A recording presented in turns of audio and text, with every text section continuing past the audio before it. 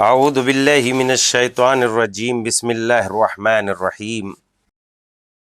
الحمد لأہلہ والصلاة علی اہلہا اما بعد فقد السلام علیکم ورحمۃ اللہ وبرکاتہ۔ آؤ کتاب پڑھیں۔ خط نمبر 41 تک کا سوال و جواب آپ کی خدمت میں پیش کیا جا چکا ہے۔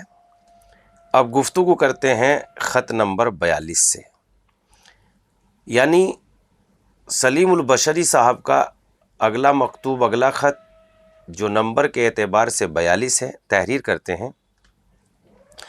اہل فہم و بصیرت اور صاحبان نظر و فکر صحابہ کو رسول اللہ صلی اللہ علیہ وسلم کی مخالفت سے پاک سمجھتے ہیں۔ صحابہ اور پیغمبر کے احکام کی خلاف ورزی کریں، اس کا وہ تصور بھی نہیں کر سکتے سوائے اطاعت و فرما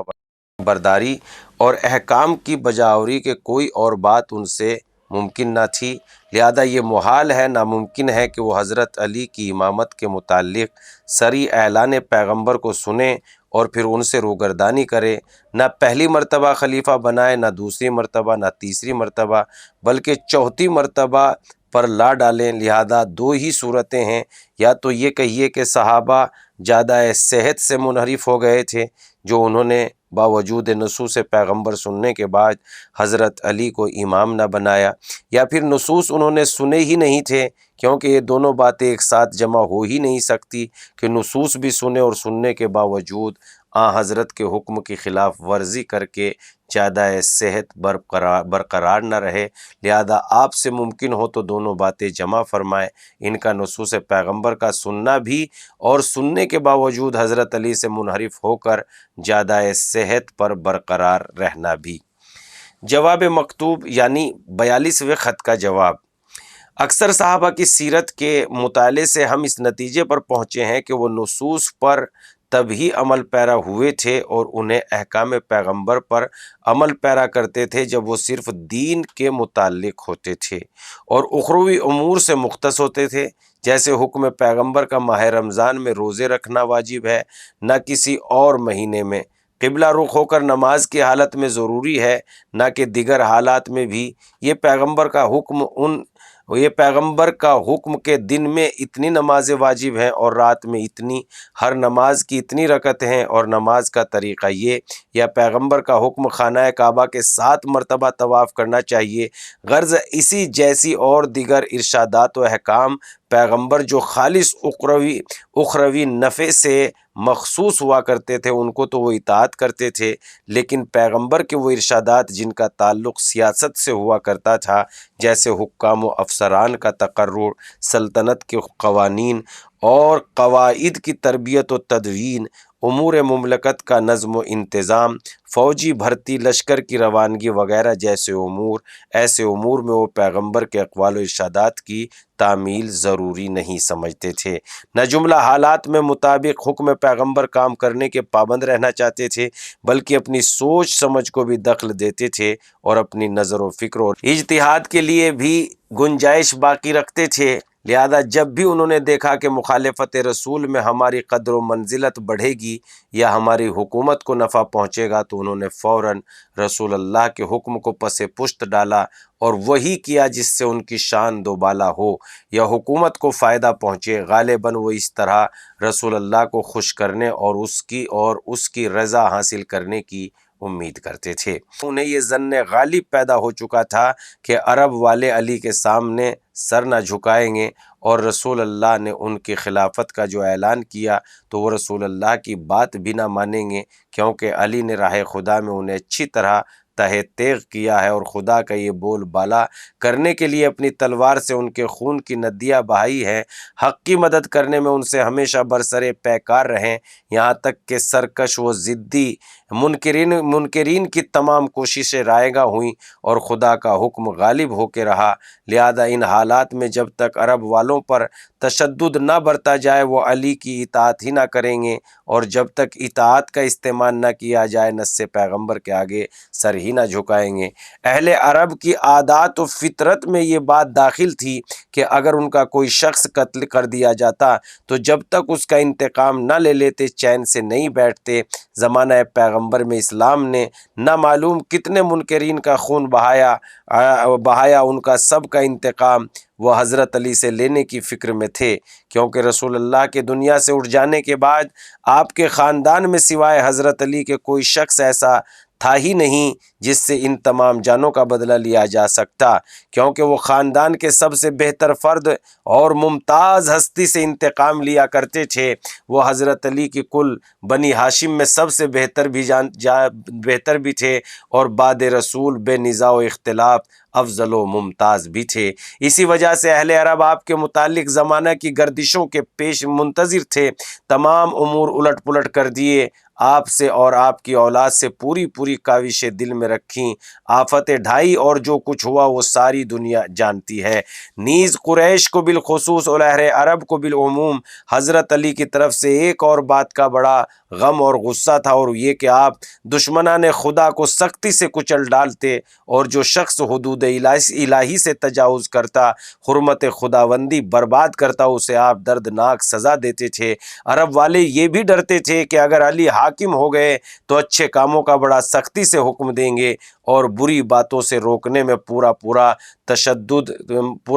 تشدد کام میں لائیں گے۔ ان کو یہ بھی خطرہ تھا کہ وہ رعایا میں کوئی امتیاز روا نہ رکھیں گے، ہر ایک سے عادلانہ سلوک کریں گے، ہر معاملے میں سب کو برابر سمجھیں گے، ان سے کسی بات کی تماہی نہیں رکھی جا سکتی، نہ کسی کی دال گلے گی۔ قوت و طاقت والے ان کے نزدیک ضعیف و ذلیل رہیں گے جب تک کہ ان سے وہ حق نہ وصول کر لیں، اور حقیر و ناتواں ان کے نزدیک قوی و عزیز ہوں گے جب تک کہ ان کا حق نہ دلوا دیں۔ لہذا ایسے شخص کے آگے عرب والے کیوں کر سر جھکانا پسند کرتے؟ وہ عرب والے جو کفر و نفاق میں انتہا کو پہنچے ہوئے تھے، بڑے سرگرم منافق تھے۔ نیز ایک وجہ یہ بھی تھی کہ قریش اور کل عرب حضرت علی سے انتہائی حسد رکھتے تھے، دل میں جلتے رہتے تھے۔ خداوند عالم نے امیر المومنین جو غیر معمولی شرف بخشا تھا، بہیں طور کے امیر المومنین علم و عمل میں خدا و رسول کے نزدیک اس درجے پر فائز تھے کہ جس تک بڑے نہ پہنچ سکے، بڑے نام و نمود والے محروم رہے۔ اپنے مخصوص کمالات و خصوصیات کی وجہ سے خدا و رسول کے نزدیک آپ کو وہ منزلت حاصل ہوئی جس کے لیے ہر دل میں تمنائیں کروٹیں لے رہی تھی۔ اس وجہ سے حسد کے بچھو منافقین کے دل میں رینگنے لگے، اور کل فاسقین و ناقصین و قاسطین اور فارقین تل گئے کہ ہم عہد و پیمان توڑ کے رہیں گے۔ لہذا جو کچھ نصوص پیغمبر نے ارشاد فرمائے تھے سب کو انہوں نے پس پشت ڈال دیا، اور یوں بھلا بیٹھے جیسے رسول نے کبھی کہا ہی نہ ہو۔ اچھا، جو ہونا تھا وہ ہوا، آپ اس کا کیا ذکر، آپ اچھا ہی گمان رکھیے، اور کیا ہوا اس کو نہ پوچھیے۔ نیز یہ بھی ایک وجہ تھی کہ قریش اور جملہ عرب دل سے چاہتے تھے کہ خلافت ہمارے قبیلے میں گھومتی پھرتی رہے، اس کی بڑی طمع انہیں تھی۔ لہذا انہوں نے یہ نیت کر لی کہ رسول اللہ نے علی کی خلافت کے لیے جتنے عہد و پیمان کیے ہیں سب توڑ ڈالے جائیں۔ محکم ارادہ کر لیا، کمر باندھ لی کہ علی کی خلافت کے لیے جتنے قول و قرار ہوئے ہیں سب کو شکست و ریخت کر کے رہیں گے۔ لہذا انہوں نے باہم اتفاق کر لیا کہ تمام نصوص پیغمبر فراموش کر دیے جائیں گے، ایکا کر لیا کہ بھولے سے بھی کبھی ان نصوص کو یاد نہ کریں گے۔ آپس میں طے کر لیا کہ ہم خلافت کو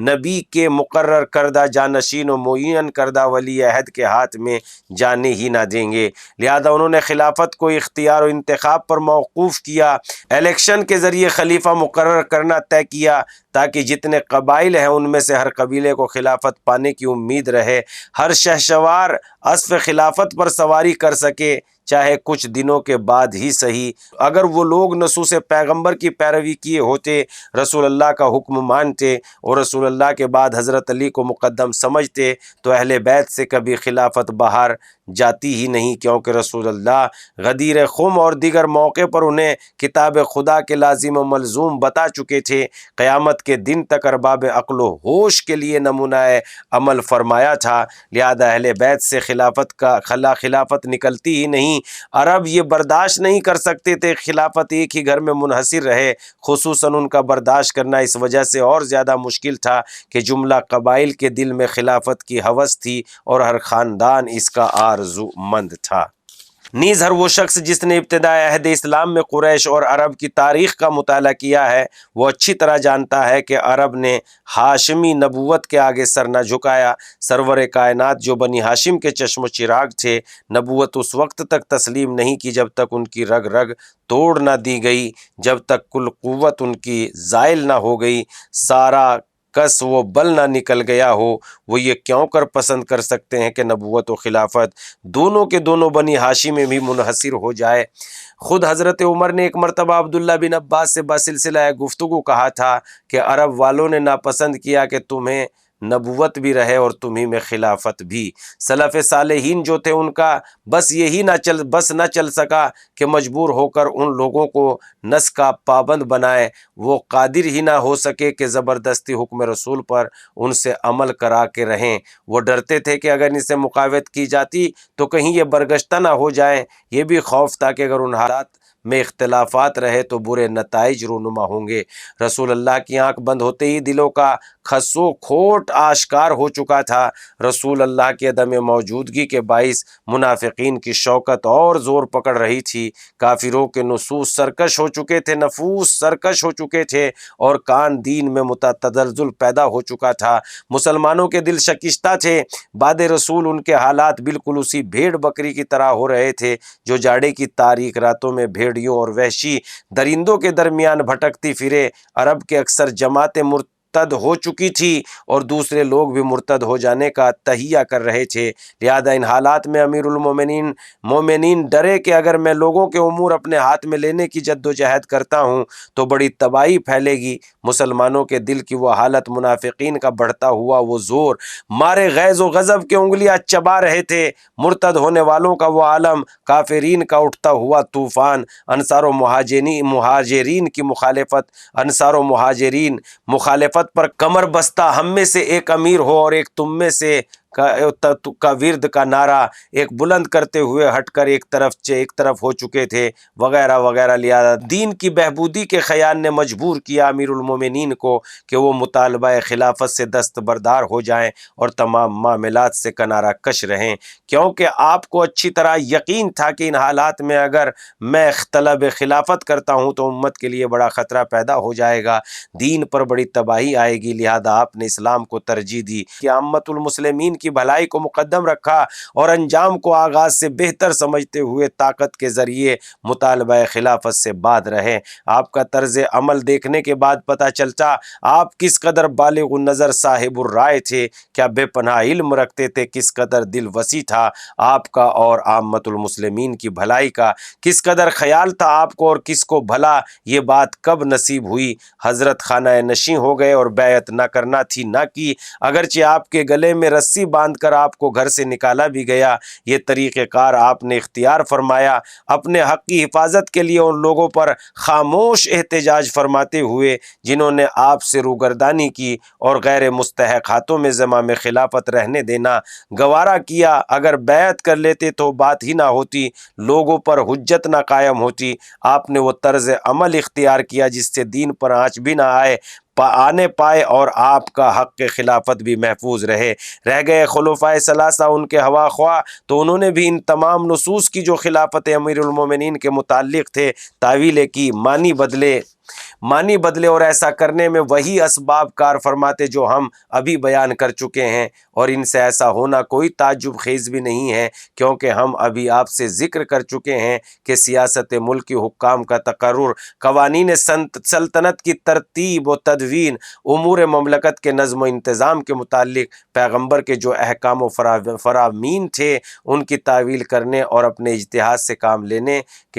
لینے کے لیے وہ کتنے خوگر تھے۔ غالباً وہ خلافت کو مذہبی چیز سمجھتے ہی نہ تھے، اس وجہ سے مسئلہ خلافت میں رسول اللہ کی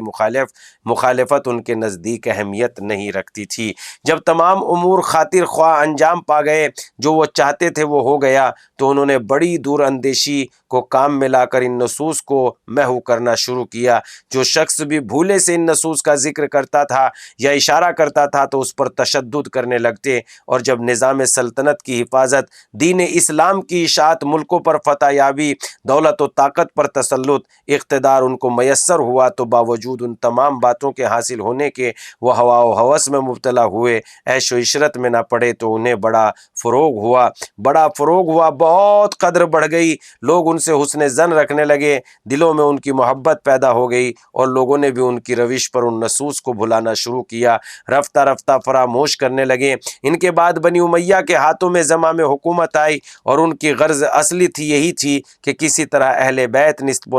و نابود ہوں، ان کا بالکل ہی قلع قمع کر دیا جائے۔ ظاہر ہے کہ انہوں نے نصوص کو نسیم منسیہ کر دینے کے لیے کیا کچھ نہ کیا ہوگا، مگر باوجود ان سب باتوں کے ہم تک صریح نصوص اور صحیح سنن و احادیث پہنچ کے رہے، انہی میں اگر غور کیا جائے تو انصاف سے کام لیا جائے تو وہی کافی ہوگا۔ گفتگو تھوڑی طویل ہو گئی ہے، لیکن گفتگو کا یہ انداز بتا رہا ہے کہ آپ ذرا دیکھیں کہ گفتگو کتنی عظیم ہے، اور واقعاً جو ہمیں بتا رہی ہے کہ امام علی علیہ السلام کا کتنا وسیع اور کتنا بڑا کلیجہ تھا، جو ان حالات کے باوجود بھی آپ نے صبر سے کام لیا۔ پہنچاتے رہیے ان قیمتی چیزوں کو دوسروں کی خدمت میں، تاکہ یہ ایک دلیل بن جائے راہ حق پر آنے کے لیے، اور جب انسان راہ حق کو تلاش کرتا ہے تو حق کی راہ اسے مل ہی جاتی ہے۔ پھر حاضر ہوں گے آپ کی خدمت میں، والسلام۔